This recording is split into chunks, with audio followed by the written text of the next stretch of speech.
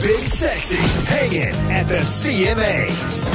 What's going on, Big Sexy, hanging out live at the CMA Awards with the one and only Mr. David Nail. How you been, brother? I'm doing good, man. This is a cluster, you know. There's just people everywhere. There are, and everybody wants to talk to you, man. And you're like, man, can you guys just leave me alone? Like, can I just eat my biscuit in peace? I just had a girl tell me she had 3 biscuits.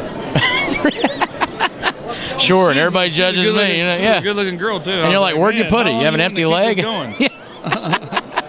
Listen, sweetheart, you got a good thing going for you. I think we should keep it that way. Exactly. You know. You might want to stop at 1.5. Yeah. So, are you mad today? You know, I know you're a big sports fan. You know, on days like this, are you mad because you can't sit there and watch ESPN all day, or kind of get a little upset? Up because I watched my boy Greg Olsen win another game last How night. awesome was that? I mean, it was a game that back in the day we used to call them the cardiac cats, and they're back to that. Like, I mean, I may have been thrown out of a bar last night and here because I might have got a little too excited about the game, but you know, it happens. I mean, you'd understand that. I got home from the ASCAP Awards and put it on and was watching it with my wife, and there was a big long pass to Ted Ginn. Yep. And they called holding on Greg Olsen. The camera kept following Greg on the sideline, and Greg is the nicest guy in the history of the world.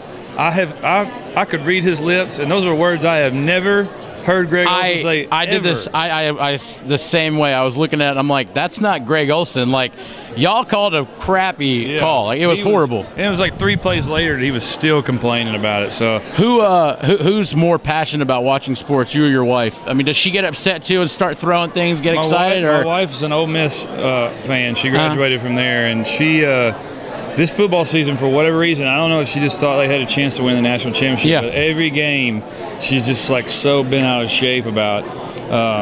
Ole Miss had a good thing going though for a while. They're doing well, and but she, you know, I start getting text messages like, I'm nervous, and then once the game starts, like, I can't take this, and I'm like, geez, Pete, man, are you gonna like make it? Like, you're more. Are you gonna be all right? Than I am. That's hilarious. So obviously, you know, big thing in the news right now is Donald Trump and the presidency. He's going to win. I hope so. I think he would. We have a Trump wig here. And do you mind putting this on, or? I don't want to put that on. You don't? It's beautiful. All right, I won't make you put it on. It looks like it's going to get all over me. It probably will, but I mean, it's a beautiful Trump wig. Is that like a Trump wig for real? Yeah, seriously, that's literally. what it's called? It says billionaire wig. If you can get Luke Bryan to put it on, I'll do it. Well, I'll get Luke Bryan to put it on later. I'll put it on right now. I'll put it on at the end of the day. All right, there you go. By then, it'll probably be walking itself. That's for sure. You look like Odell Beckham Jr. What if you were going for president? What would be your platform? Give me some Trump advice. I don't know that. First of all, I flunked college algebra 4 times. Yeah. Let's be realistic.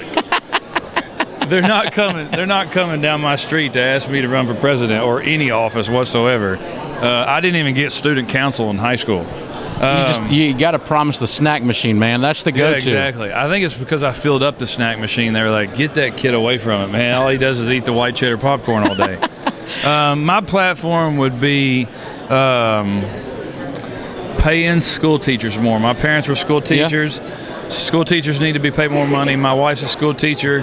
That's an occupation that I feel like we take for granted. I agree. And I would definitely put more money into schools. David Nail, 2016. You heard it first right here on the new 137.